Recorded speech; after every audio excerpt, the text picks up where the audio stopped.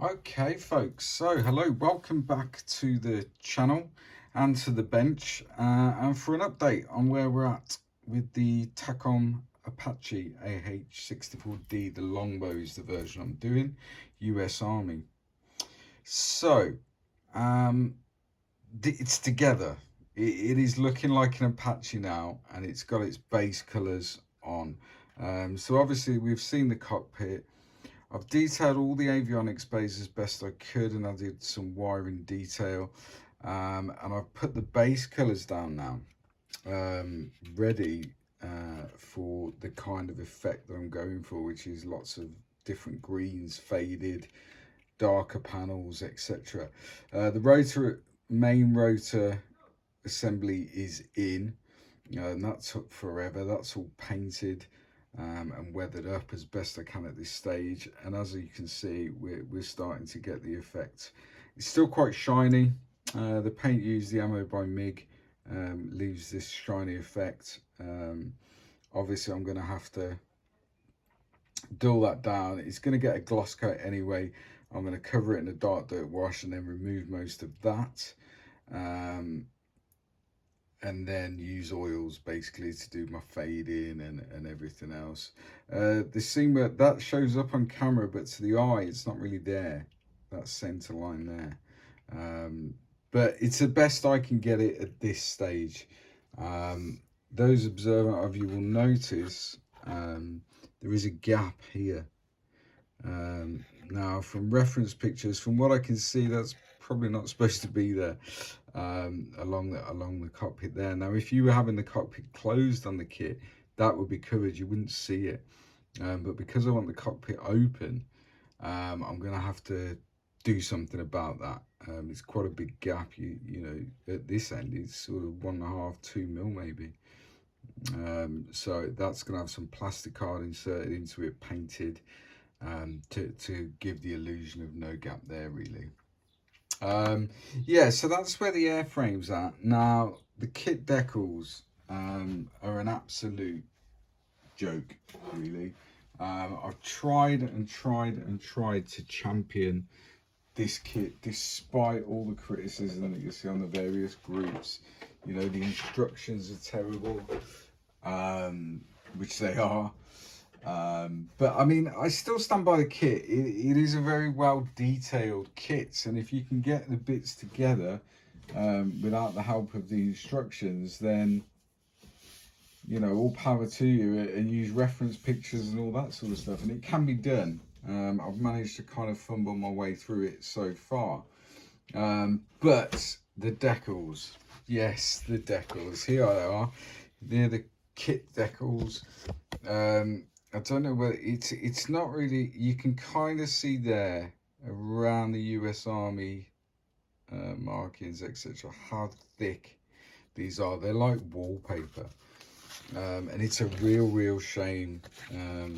They're probably, without being dramatic, they're probably some of the worst decals I've seen. There you go, you can see there. I mean, look at that. It's just, they're like stickers. So there's no aftermarket decals out there currently. I believe there are a couple of companies in the US that are going to produce them, but as it stands, there's no real aftermarket out there. So something I've never done before is I've essentially scanned and printed my own decals to try and get round this issue where they're so thick. I've done a couple of tests with some success, to be fair, and they have gone down fine. They're a lot thinner. The problem I've got at the minute is smudging of the ink. These are printed on an inkjet printer on white decal paper. So yeah, the issue at the moment I've got is a little bit of smudging. So I've been reliably informed that if I use a sealer, they have been coated in the microscale industries decal film, but if I use a sealer, that may resolve that issue. So it's a bit of test and adjust on those at the moment. So yeah, they're not great. They're not great. But we're getting there. We're starting to look like an Apache now. I appreciate the effect is very exaggerated at the moment, and I'll put some reference pictures up, which were sent to me by Jim Clark, who actually took these pictures. He lives near a base where these things came back from ops in Iraq. And they are very beaten up, very faded, but this is very exaggerated at the moment. Once I start putting the oils on and the washes and all that stuff, I'm going to tone it down and then bring it back up and try and create something that looks similar to the reference pictures that are shown on your screen now. So while I've been messing around with this, trying to get it sort of semi-decent, we've been working on lots of these sort of ancillary bits, all the sub-assemblies, which I will show you. So, first of all, they're all in little tubs to try and keep them as safe as I can, because I don't want to break them. So I'll get one of these out to show you. These are the rotor blades, covered in protective kitchen roll. If I'd have thought ahead, I would have got these out prior, wouldn't I? But here we are. So we've got the rotor blades. They're all done, just in a NATO black essentially. They look very black on the reference pictures. Thankfully, Takom hasn't given us any colour callouts, which is nice. But obviously these are, again, are going to be faded and whatever in the sun. And yeah, so I'm starting with a NATO black finish over a black primer. So the rotor blades, they are what they are. The rotor head assembly is all done. That took an age, there's so many parts, but hopefully, as you can see, it is pretty well detailed. I'm quite happy with how that sort of turned out. The only thing that's missing from it currently is I'm going to add some wiring detail, but because I'm having rotors folded, from reference pictures, rather than traditional where it runs along the side, it actually runs across the top. On the Apache, from what I can see. So where these bits are here, these bits here, the wiring kind of runs down the center of these bits. So until I've got the rotors in position, in their folded position, I'm going to wait, because I'm going to end up with the wire too long, too short. So I'm going to wait on that and see how we get on. I've also done it's still very shiny, needs a good flat coat, but I've done the sort of rotor mounted radar system, which is the longbow, and these are the kit decals, believe it or not. So I'm hoping once that's matte coated, they'll look acceptable on that. That was a pain to do, it really was. And they're not particularly difficult surfaces for them to conform to, but because they're so thick, yeah, we had lots of drama with those. But UMP decal solutions, using the extra strong, and I've managed to kind of get those down. Now, in the last video, what you would have seen was these sort of wings with the weapons pylons, with Hellfires and rocket pods loaded, etc. I've had a slight change of heart on that. And the reason being is I want to build this with all the engine bay open, the avionics bays open. Well, there's no way that they're going to have Hellfires attached to something where they're maintaining it and having everything open. So I've taken the Hellfires off, and I've changed the front of the rocket pods to depict an empty rocket pod, essentially. As I explained, I've cut down the locating points there, so that they can just fit in once we're done, and that's the kind of effect we're going for. Looks slightly different to that because it's flat at the moment, and that one's shiny, but that's the kind of effect we're going for, and that's got no oil work on that yet. So yeah, so the wings are done pretty much, and the oil work will be done once they're attached, so it all kind of blends in together.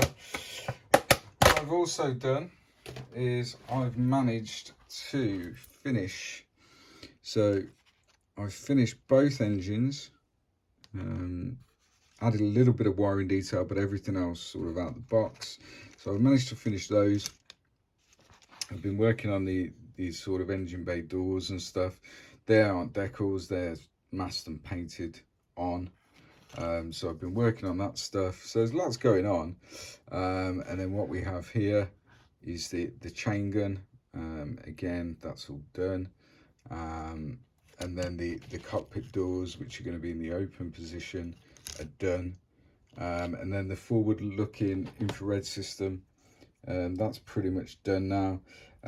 Now I have seen, and if I can find the picture I will put it up to show you, but where it looks like the nose, this whole element on the front has been replaced on the aircraft, whether it's been damaged in combat and whatever, but it looks very, very cool. So once that's on, because you see those slightly different greens, I think that will give it a nice effect. So that's what I'm going for. But as I say, if I can find the picture, you'll be looking at it now. If I can't, you won't be. So yeah, so I've been working on that stuff, and I've also started, excuse me with the noise, I should have prepared this really, but what I've also started is the rotor cradle.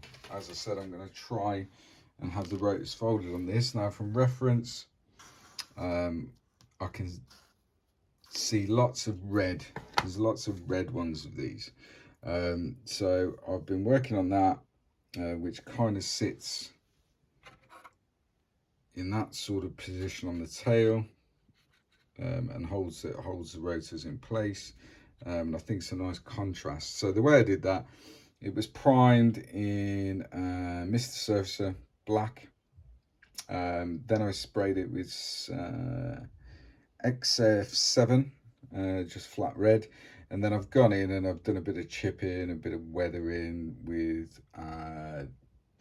Vallejo, German grey, and German black brown, I think it is.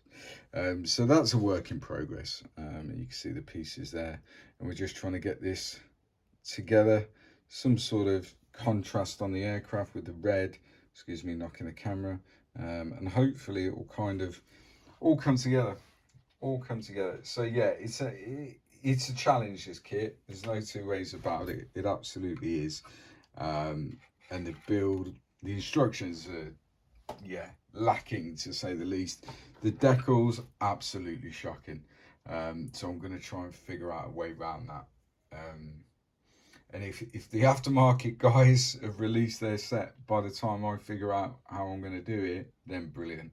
I will just spend the money on those, because I don't want this to sit on the shelf for months and months and months, not deckled, not finished.